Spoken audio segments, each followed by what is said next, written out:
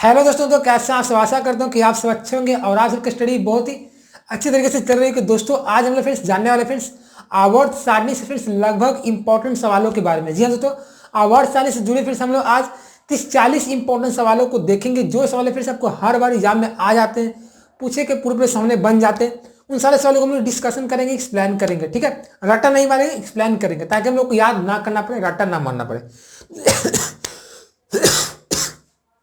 तो चलिए शुरुआत करते हैं आज के नए क्लास को।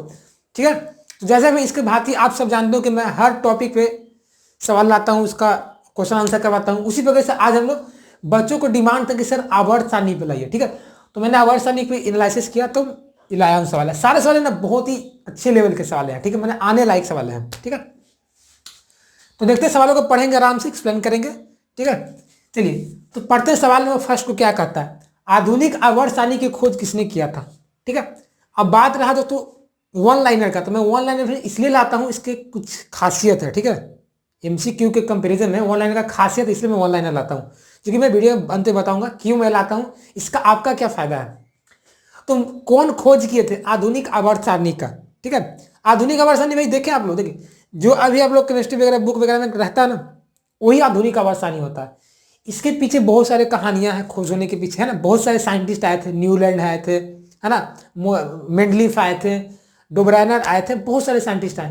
देखिए हाल फिलहाल के लास्ट में मोसले साहब ने आधुनिक आवर्त सारणी का निर्माण किया था। ठीक है, कौन सा? मोसले साहब। ठीक है, मोसले, इसको कहीं कहीं ना मोजले भी लिखा जाता है। ठीक है, तो मोसले साहब ने इसका खोज किया था। ठीक है, आधुनिक आवर्त सारणी का। ठीक है, लेकिन तो ऐसे ऐसे कोई बोला जाए कि आवर्त सारणी की खोज का श्रेय किसे दिया जाता है, तो मेंडलीफ साहब को दिया जाता है ना। आवर्त सारणी की खोज का श्रेय मेंडलीफ को दिया जाता है। ऐसे सवाल रहेगा तो मेंडलीफ होगा, लेकिन आधुनिक लगा देगा ना, आधुनिक, तो मोसले हो जाएगा। दूसरा नंबर, आवर्त सारणी में कुल कितने वर्ग हैं। देखिए वर्ग का मतलब क्या होता है? वर्ग का मतलब क्लास होता है। वर्ग का मतलब होता है क्लास, और साथ साथ वर्ग का मतलब होता है खड़ा खड़ा। तो आपको पीरियोडिक में खड़ा खड़ा कितना कॉलम है बताइए, ये पूछा जा रहा है आपसे। वर्ग हमेशा खड़ा रहेगा। ठीक है, तो वो तो आपको टोटल 18 है। ठीक है, याद कर लीजिएगा। आधुनिक आवर्त सारणी में टोटल वर्ग की संख्या पूछेगा तो 18 हो जाएगा, है ना। खड़ा खड़ा जो स्तंभ होता है, कॉलम होता है ना, कॉलम जिसको बोलते हैं वर्टिकल कॉलम, वो आपका 18 होता है। लेकिन वही सबसे पूछेगा आवर्त, पूछेगा आवर्त मतलब पड़ा पड़ा, मतलब ऐसे ऐसे पड़ा पड़ा कितना भाई, तो पड़ा पड़ा तो आपका 7 होगा, आवर्त 7 होगा, है ना। इसको हटाते हैं। सवाल नंबर थर्ड क्या बोलता है, आवर्त सारणी में क्षैतिज कतार क्या कहलाता है। क्षैतिज का मतलब मैंने बोला ना, क्षैतिज का मतलब सोया हुआ, पड़ा हुआ, तो 7 होता है जो आवर्त कहलाता है। समझे, सोया हुआ रहेगा, क्षैतिज रहेगा, आवर्त कहलाएगा। खड़ा हुआ रहेगा, स्तंभ रहेगा, वो आपका वर्ग कहलाएगा। इसको अंग्रेजी में कहीं पीरियड भी लिखा जाता है। ठीक है, इसको पीरियड बोला जाता है।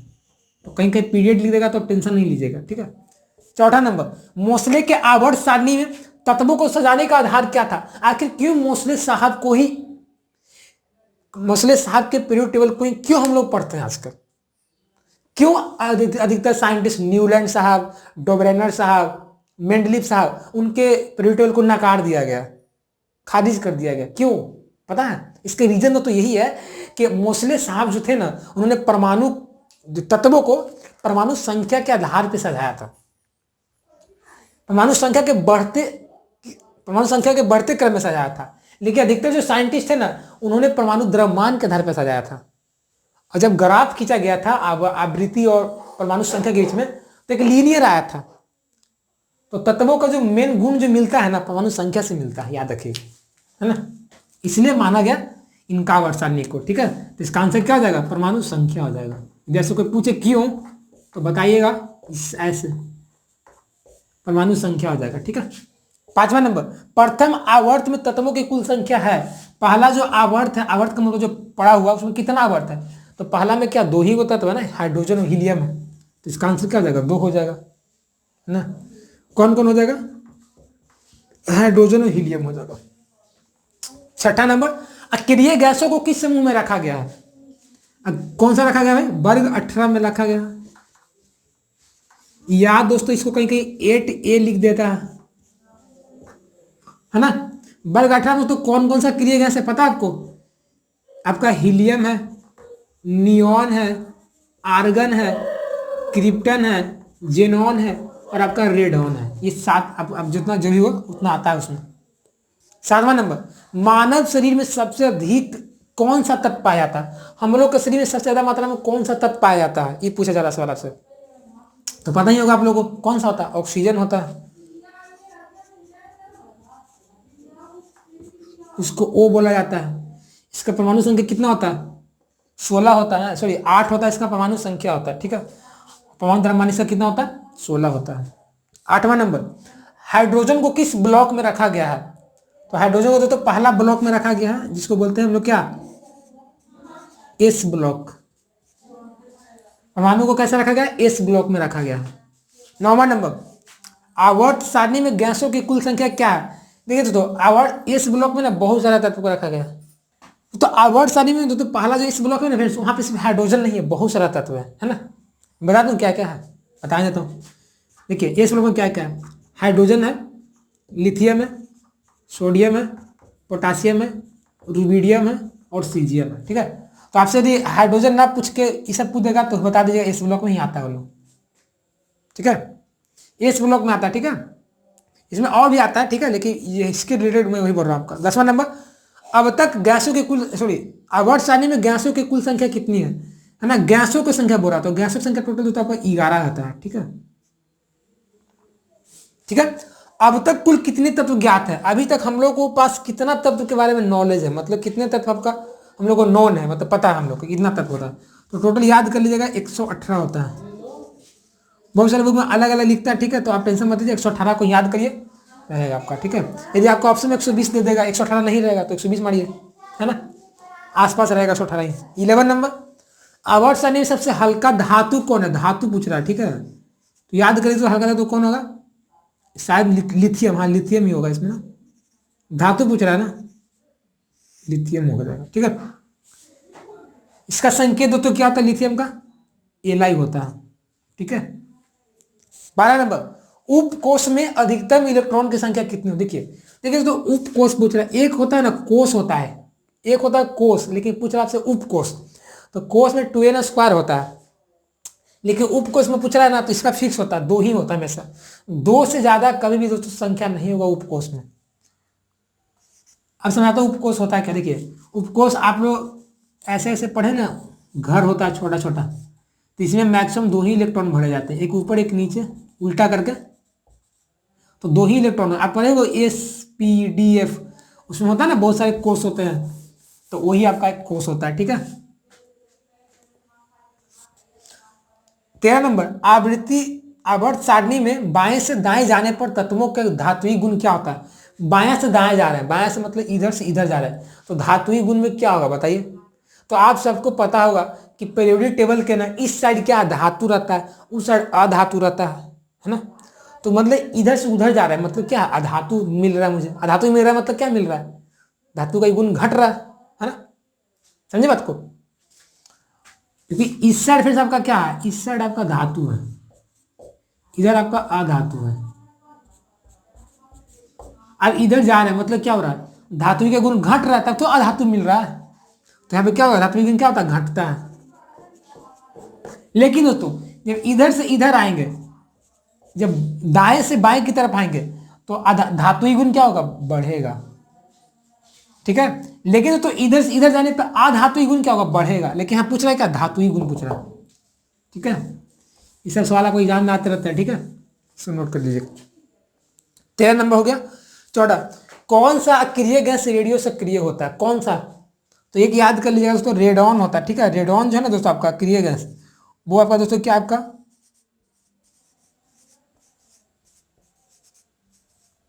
ये रेडियो सक्रिय मतलब क्या होता है, इससे अल्फा बीटा गामा किरणें निकलते रहते हैं, ठीक है, ये रेडियो एक्टिव एलिमेंट है। 15 नंबर, किस ब्लॉक में तत्वों को संक्रमण तत्व कहा जाता है? किस ब्लॉक के तत्व को? ट्रांजिशन एलिमेंट जिसको बोलते हैं अंग्रेजी में। तो ये फिर से आपका कुछ नहीं, डी ब्लॉक। डी ब्लॉक में जितने सारे तत्व होते हैं, ऐसे डी ब्लॉक में जनरली सारा धातु ही है, डी ब्लॉक में सब कुछ सब धातु ही है, धातु नहीं है। तो डी ब्लॉक के तत्व को ना संक्रमण तत्व या संक्रमण धातु कहा जाता है, ठीक है। डी ब्लॉक, इसका आंसर हो गया सही। चलिए, तो इस तरह से 15 साल अभी तक मैंने लिया, इसको अपने नोट कर लीजिए ताकि मैं आगे के सवालों को मैं लिखूं। अब बात रहा दोस्तों वन लाइनर का, तो वन लाइन में दोस्तों इसलिए लेता हूं ना क्योंकि वन लाइन से बच्चों को याद जनरली ज़्यादा होता है, ऐसा साइंटिफिक रीजन बनाया गया। तो वन लाइनर से बच्चों को जल्दी याद होता है। क्यों? क्योंकि आपका जी मैं ऑप्शन दे देता, मान लीजिए ये क्वेश्चन आता है, सिर्फ सही महानस में सबसे अधिक तत्व कौन पाया जाता है, ऑक्सीजन आता, और बहुत सारा ऑप्शन आता, तो आप ना ऑक्सीजन के चक्कर याद करने के चक्कर में आपको ना 3-4 ऑप्शन पे ही माइंड आपका जाएगा, माइंड जाएगा मतलब आपका माइंड भटकेगा वहाँ पे। अब एग्जाम देने जाइएगा तो आपको लगेगा कि अरे ऑप्शन में तो ऑक्सीजन भी था, फ्लोरीन भी था, शायद यहाँ फ्लोरीन तो नहीं ना होगा, तो आपको, लेकिन मैं सीधा आपका फोकस ऑक्सीजन पे ही जाएगा, तो वहाँ ऑप्शन में सिर्फ आपको ऑक्सीजन ही दिखेगा, वहीं आप मार दीजिएगा। बात समझे? समझे बात को ना? इसमें आपको घर जाने के बाद 4 तरीका बता दूँ, आपको घर जाने के बाद 4 रास्ता बता दूँ, ठीक है? 5 साल बाद आइएगा ना तो आप घबरा जाइएगा, कौन से गया था कौन से नहीं गया था, लेकिन एक ही पता है ये रास्ता यही जावे करता, तो जावे करेगा वो सीधा, है ना? तो वन लाइन में आपको डायरेक्टली माइंड पे फोकस जाएगा आंसर पे, और जल्दी आप वहाँ पे टिक आउट कर दीजिएगा, ठीक है? चलिए इसको आप नोट कर लीजिए, आपको आसानी भी है कॉपी में नोट करने के लिए भी, है ना? तो फ्रेंड्स पढ़ते हैं हम लोग सवाल नंबर 16 को क्या कहता है। सवाल नंबर क्या 16 बोलता है कि आवर्त सारणी में समूह 17 के तत्वों को क्या कहा जाता है। जो आवर्त सारणी जो है, समूह का मतलब क्या होता है, ग्रुप होता है ना, एक ग्रुप बनाकर रहना, समूह बनाकर रहना। तो ग्रुप जो 17 है उसको तत्वों को क्या कहते हैं, तो पता है आपको, हैलोजन फैमिली बोला जाता है ना, हैलोजन फैमिली बोला जाता है। इसका आंसर क्या है आपका, हैलोजन, ठीक है? इसमें आता कौन कौन सा भाई, देखिए इसमें कौन कौन आता है, फ्लोरीन आता है, क्लोरीन आता है, ब्रोमीन आता है, और आयोडीन आता है, ठीक है? याद कर लीजिए, फ्लोरीन, क्लोरीन, ब्रोमीन, आयोडीन, है ना? फ्लोरीन आपका सब गैस वगैरह ना, फ्लोरीन, क्लोरीन, आयोडीन सब गैस है, ठीक है? चलिए, ब्रोमीन आपका तो लिक्विड पाया जाता है ना, लिक्विड द्रव अवस्था में। 17 नंबर, आधुनिक आवर्त सारणी की शुरुआत किससे होती है। आधुनिक जो आवर्त सारणी, मॉडर्न जो पीरियड टेबल होता है, उसका शुरुआत किससे होता है, तो पता ही आप सबको होता है, एस ब्लॉक से होता है।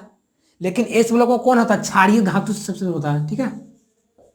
क्षारीय धातु से कहां से शुरुआत होता है, क्षारीय धातु से होता है, ठीक है? सवाल नंबर 18 नंबर, आवर्त सारणी के आवर्त दूसरा और तीसरा में तत्वों की संख्या कितना है। आवर्त सारणी के आवर्त देखिए दूसरा और तीसरा में कितना तत्व होता है, तो दूसरा और तीसरा में तो आपका 8 होता है, याद कर लीजिएगा दोस्तों। आवर्त ना मैं लिख देता हूं,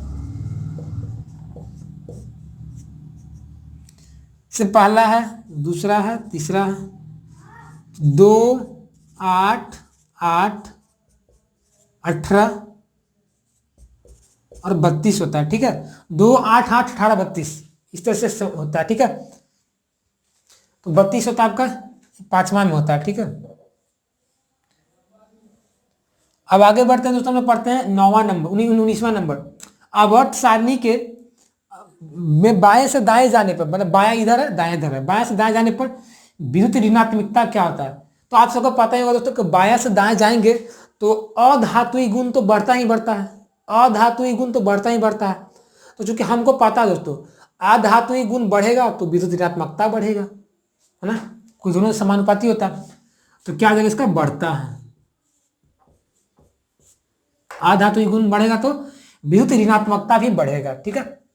20वां नंबर, लैंथेनाइड तत्वों के परमाणु संख्या का विस्तार है, मतलब लैंथेनाइड जो समूह है उनका कहां से कहां तक विस्तार है, तो परमाणु संख्या 50 से लेकर 73 तक होता है। परमाणु संख्या 50 से लेकर कहां तक होता है, 73 तक होता है। कौन होता है 73 तक, ये आपका लैंथेनाइड्स होता है, ठीक है?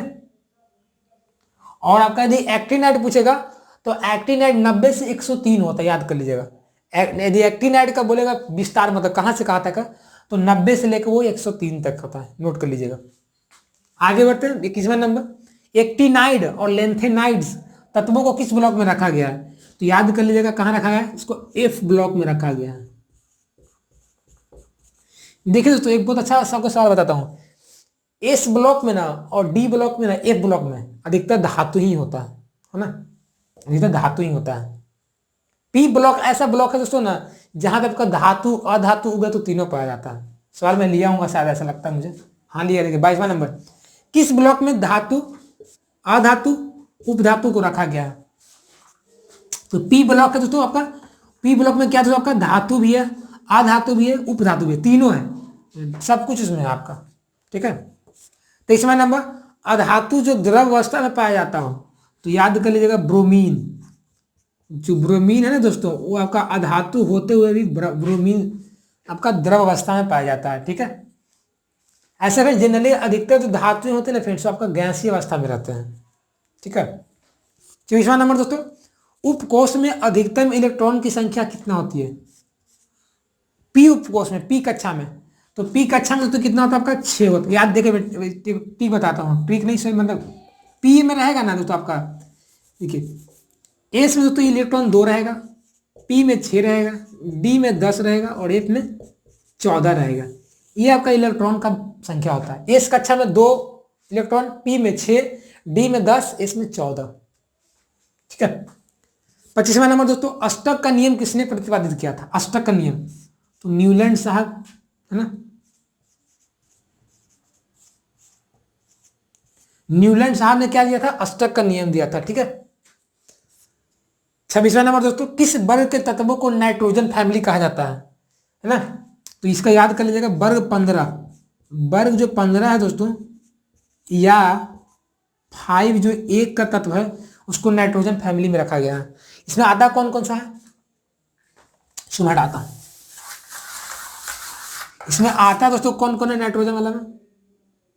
नाइट्रोजन आता है, फास्फोरस आता है, आर्सेनिक आता है, एंटीमनी आता है और आपका बिस्मथ आता है, Bi बिस्मथ, है ना? ये आपका वर्ग 15 में आता है। सबको बोलेंगे क्या? सबको नाइट्रोजन फैमिली का तत्व बोलेंगे।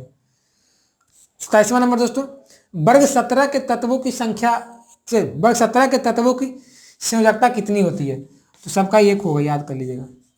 एक दोस्तों मैं आपको फैक्ट बताता हूँ, फैक्ट मतलब इंपॉर्टेंट बात। दोस्तों यदि वर्ग जिस तत्व का, दोस्तों वर्ग में जितने सारे तत्व रहेंगे ना दोस्तों, उस सारे तत्वों का संयोजकता सेम होगा। किसी वर्ग में जितने सारे तत्व होंगे ना, जैसे नाइट्रोजन है, फास्फोरस है, आर्सेनिक है, एंटीमनी, बिस्मथ है, इस सबका दोस्तों ना संयोजकता ना कितना होगा बताइए? सबका संयोजकता कितना होगा? 3 होगा, सबका 3 होगा, है ना? या दोस्तों इस सबके अंतिम कक्षा में ना 5 इलेक्ट्रॉन होंगे।